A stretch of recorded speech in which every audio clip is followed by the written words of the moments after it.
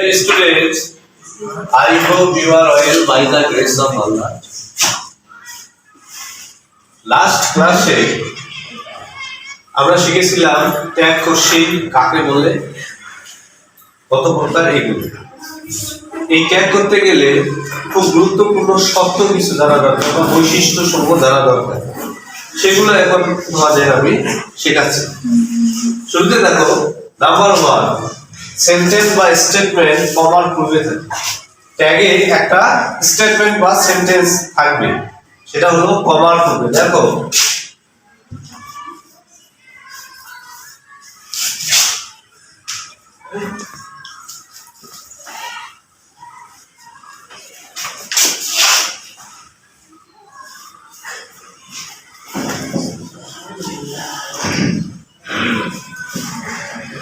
দেখো, isn't he? He is a student. দেখো, he is a student. Isn't he? সে একজন ছাত্র। তাকে আমরা সমর্থন করি কি না বা সে হয় কিনা সেটার জন্য আমরা কোশ্চেন ধরে দিচ্ছি। Isn't he? সে ছাত্র।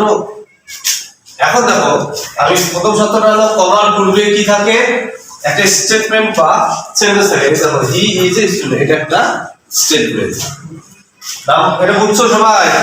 আচ্ছা, গুড। 2 নাম্বার দেখো, কমার পূর্বে ট্যাগ কোশ্চেন বসে, সরি কমার পরে ট্যাগ কোশ্চেন বসে।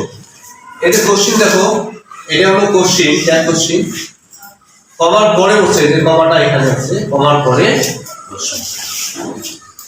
3 নাম্বারটা দেখো, ট্যাগের পর নোট অফ ইন্টারোগেশন মার্ক বা ওয়ার্ড চিহ্ন বা প্রশ্নসূচক চিহ্ন বসবে।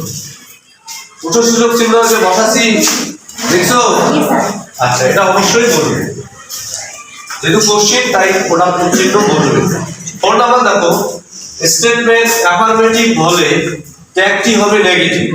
Statement affirmative, he is a student, এখানে কোনো নট আছে না, তাই এটাকে বলা হয় অ্যাফার্মেটিভ সেন্টেন্স বা স্টেটমেন্ট। এখানে দেখো, এখানে যদি অ্যাফার্মেটিভ, এখানে এই ট্যাগটা হবে তখন নেগেটিভ। আবার দেখো 5 নম্বরে, স্টেটমেন্টটি নেগেটিভ হলে ট্যাগটি হবে অ্যাফার্মেটিভ। এটাকে আবার যদি আমরা এভাবে লিখি, দেখো নেগেটিভ যদি স্টেটমেন্ট নেই, হি ইজন্ট বা is not a student, student শুধু ইজ হি। গত ক্লাসে তোমাদের এগুলো শেখাইছিলাম। আবার দেখো, ট্যাগে 6 নম্বর, ট্যাগে সর্বদা সাবজেক্টের প্রোনাউন হয়। ট্যাগে সর্বদা সাবজেক্টের প্রোনাউন হয়। সাবজেক্ট হি আছে, কিন্তু প্রোনাউন আছে হি বসে। যদি এখানে রহিম বা করিম থাকতো, তাও এই রহিম হলে এখানে হি বলবে। যদি রেশমা থাকে, তাহলে রেশমা হলে তো হি বলবে না, সি বলবে। তখন এই প্রোনাউনটা কি ফর্ম বলবে? হ্যাঁ, প্রোনাউন ফর্মটা বলবে। আচ্ছা, আবার দেখো 7 নম্বর, ট্যাগে সর্বদা অক্সিলারি ভার্ব বসে। দেখো, অক্সিলারি ভার্ব এখানে ইজটা মেইন ভার্ব বা অক্সিলারি ভার্ব, এখানে ইজটা অক্সিলারি ভার্ব হিসেবে বসে। ট্যাগ নেগেটিভ হলে অক্সিলারি প্লাস নট কন্ট্রাকশন রূপে বসে। কন্ট্রাকশন মানে সংক্ষিপ্তকরণ।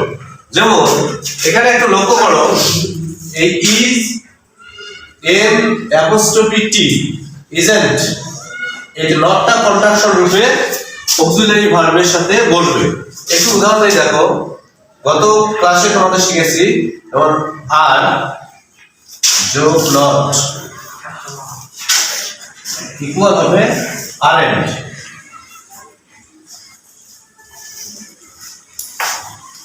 এরকম। তাহলে এই বৈশিষ্ট্যগুলো তোমরা বুঝতে পারছো? এই বৈশিষ্ট্যগুলো সর্বদা মনে রাখবা, তাহলে ট্যাগটা করতে তোমাদের সুবিধা হবে।